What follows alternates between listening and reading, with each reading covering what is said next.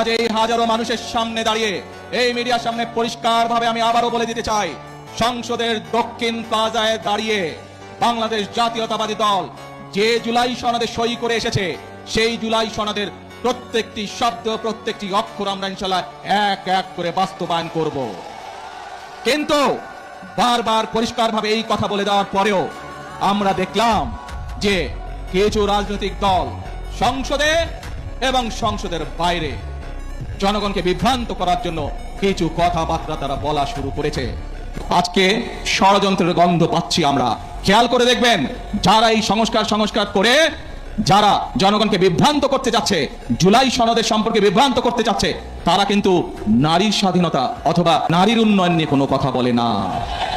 তারা ওষুধের বাংলাদেশের মানুষের চিকিৎসার জন্য যে চিকিৎসা কমিশন করা হয়েছিল, বাংলাদেশের মানুষ যাতে ওষুধ সহজে পেতে পারে, চিকিৎসা সহজে পেতে পারবে, সেইটির ব্যাপারে তারা কোনো কথা বলে না।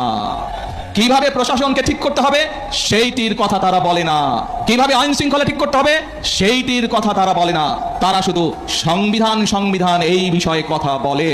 প্রিয় ভাই বোনেরা, দেখেন তারা কিভাবে বিভ্রান্ত করছে। নির্বাচনের সময় আমি আপনাদের বলেছিলাম যে কিভাবে তারা বিভ্রান্ত করছে। এই গুপ্ত বিভ্রান্তকারীরা আবারও এখন এই বিভ্রান্তের কাজ শুরু করেছে। তারা দুদিন আগের ঘটনা, এই গতকালকের ঘটনা, ময়মনসিংহের ওদিকে একটি জেলায় একটি ব্যক্তিগত তুচ্ছ ঘটনা ঘটেছে। এক ছেলে এক মেয়ের সাথে প্রেম করতো, তারা বিয়ে শাদী করেছে, তাদের পরিবারের সমস্যা দেখেছেন আপনারা, ফেসবুকে দেখেছেন না? কিন্তু সাথে কি এটাও দেখেছেন, একটি পারিবারিক একটি ব্যক্তি ঘটনাকে কারা রাজনৈতিক রূপ দিয়ে দেশে অশান্তি সৃষ্টির চেষ্টা করেছে? দেখেছেন আপনারা সবাই? প্রিয় ভাই বোনেরা, এদের সম্পর্কে সতর্ক থাকতে হবে।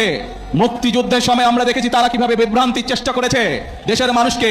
86 সালের নির্বাচনে আমরা দেখেছি তারা কিভাবে বিভ্রান্ত করার চেষ্টা করেছিল দেশের মানুষকে। 96 সালেও আমরা দেখেছি স্বৈরাচারের সাথে গিয়ে তারা কিভাবে দেশের মানুষকে বিভ্রান্ত করেছিল।